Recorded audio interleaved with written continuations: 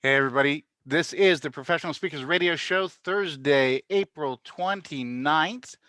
It's 5 a.m. West Coast time, 8 a.m. Eastern. And I'm joined today by our guest, Nate Hallums, with the Backyard Fishing Agency. Now, Nate, you've got a background that's touched on a lot of different fields. Yeah. Solar energy in California, working with IBM, working overseas in Asia. You've got a whole pile of stuff that makes great conversation fodder for us today. Uh, Talk a little bit about your background and what kind of brought you to discuss automation with me today. Well, it's kind of a culmination of all the different things you just mentioned.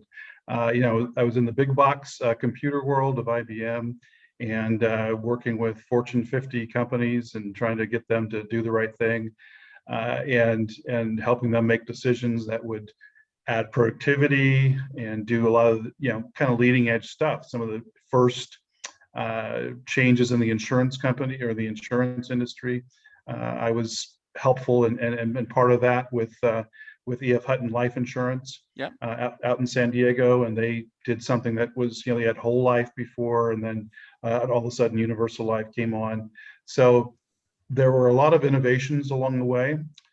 Same thing kind of led me to Asia, where the Chinese basically said, "Bring the." I had my associate was Chinese born, American citizen, and very fluent not only language wise but culturally, because there's a difference between the Cantonese and the Mandarin world. So in that sense, he went over and brought me over as kind of the American expert or whatever of Sure. education, and we introduced different models that were going on here that were being experimented with, because you had the kind of the rote, and the Chinese and the Asian culture really kind of takes the rote learning to the nth degree. Yeah. And they were interested in innovation and learning different ways. And so we introduced some of those models over there. But all of it was to really kind of drive to productivity. I ended up getting into the solar industry in California. In California, if you're not a realtor, then you're selling solar. So, Yeah. Yeah, exactly. So everyone does that, even if you have a full-time job. Arizona, So, we have the same thing: realtors and insurance agents. You swing a dead cat and you hit 20. right. Yeah. Yeah. So Apologies to my cat. in Oh, in and that's obviously a very, very competitive environment.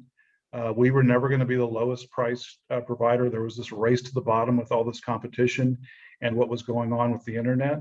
So I ended up learning more and more and more about what the internet does and how you can get in front of the people that are a match for you in terms of your customer.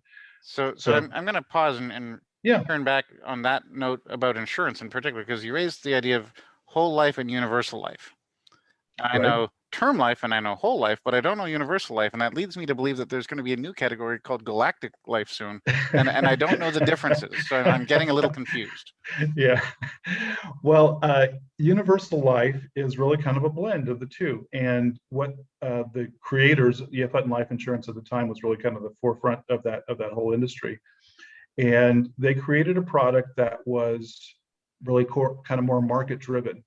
Okay. Now, in their first product, it was all interest driven. So you could participate in what was happening in the interest rate world, whereas the fixed rate world, I'll kind of look at it like that. If you look at an adjustable mortgage and a fixed mortgage. Mm-hmm.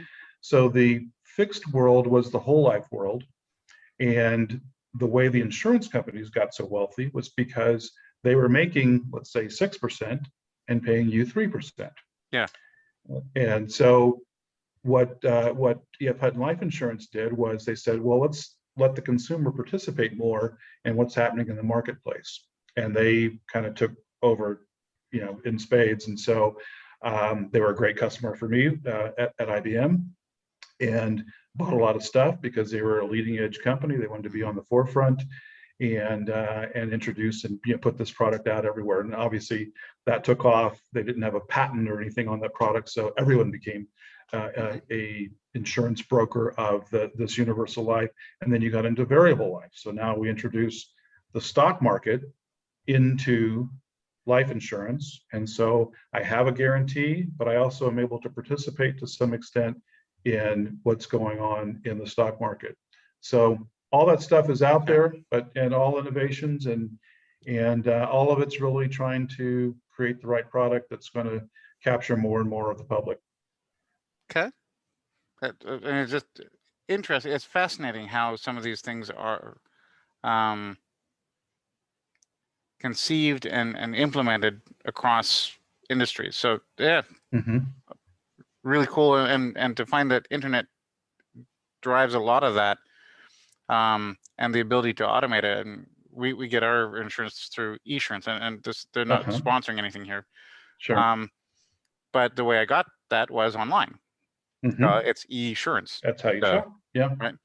And that was one of the few that we could get a price for a car in particular that was not heinous for the amount of coverage we were really looking for. Sure. Right. We kind of accidentally tripped into buying a used Mercedes.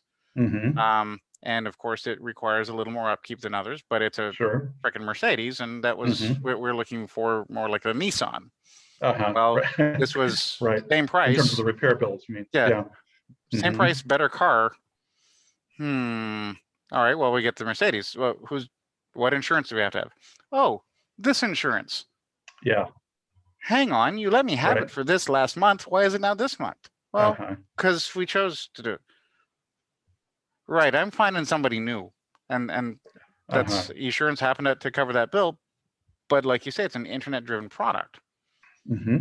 And so forces competition. Yeah. At that point, the automation that goes behind that allows us to get what we want, and allows the company to get what it wants, and allows kind of everything to work in harmony.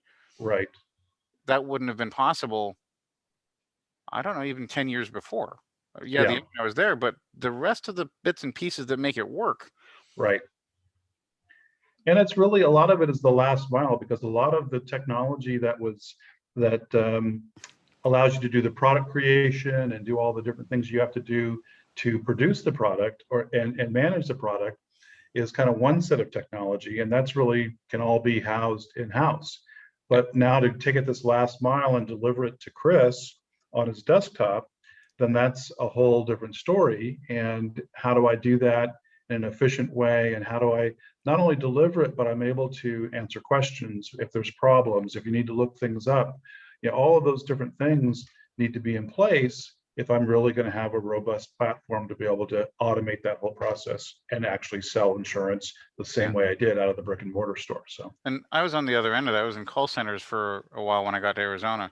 And one of the key challenges was filtering the calls, right? Because a lot of the time, customers were on hold too long. There was some issue. You're dealing with call time handling requirements where you have to have the customer off the call in 3 minutes or less. Right. My problem takes 10 minutes.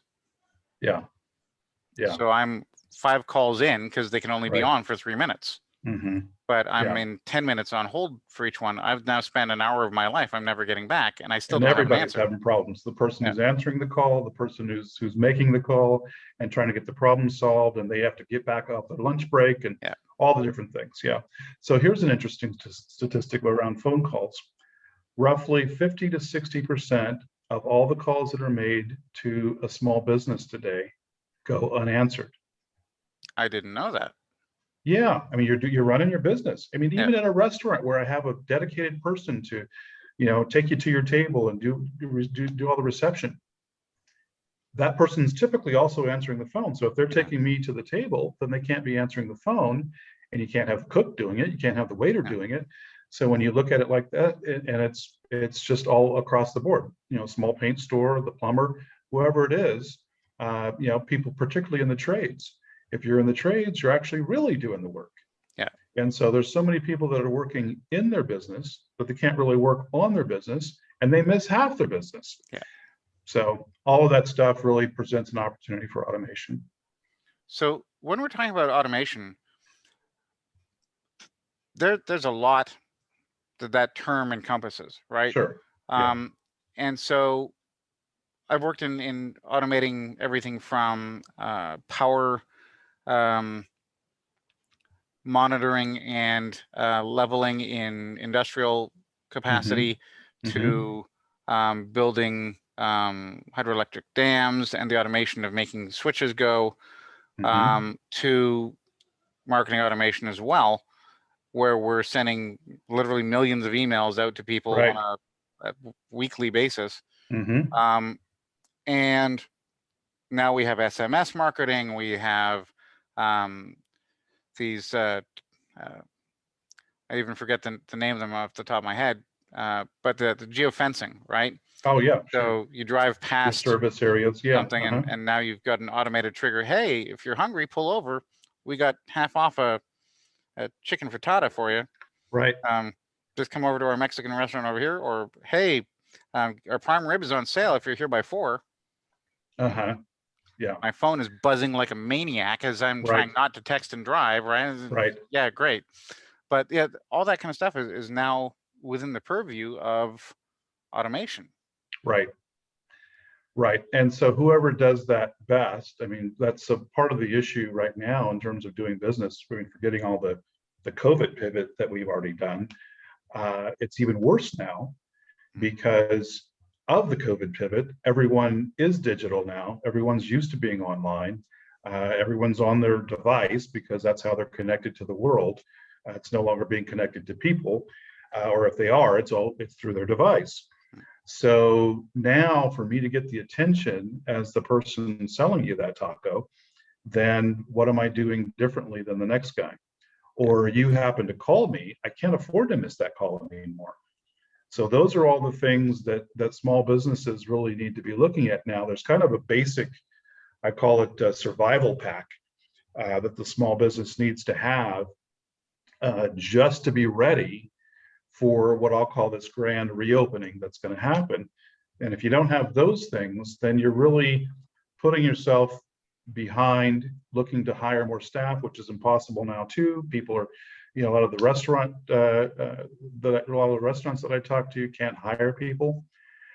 So I need to rely more and more and more on my automation. So some of the basic things that I think businesses need to have are what I would call a smart number. Okay. So a smart number allows me to pick it up. You call in, I'm available, I can pick it up. Okay. Or maybe even better, you call, I see either who you are, where you're calling from. Maybe you're calling from an ad. Maybe you're calling just because you found me somewhere on the internet. So the more connected I am to all of those dots as to where you're calling from and how I can serve you best, then the better off I'm going to be. But if I can't answer the phone, I still want to serve you. I still want you attracted to my business. And so that phone needs to not only be able to tell me where the call came from when I review it at the end of the night, but I want to send you something back to reward you for calling me. I want to send you a text. I want to send you a coupon. I want to send you something. And so I think every business needs to have a smart number and call tracking, call reporting, all those sort of things. So that's kind of the base. That's one of the basic things that you need to have. And then a lot of people didn't understand the value of their customer when they stopped coming in, they stopped coming in the door.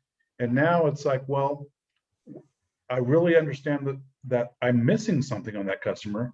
But what was the true value?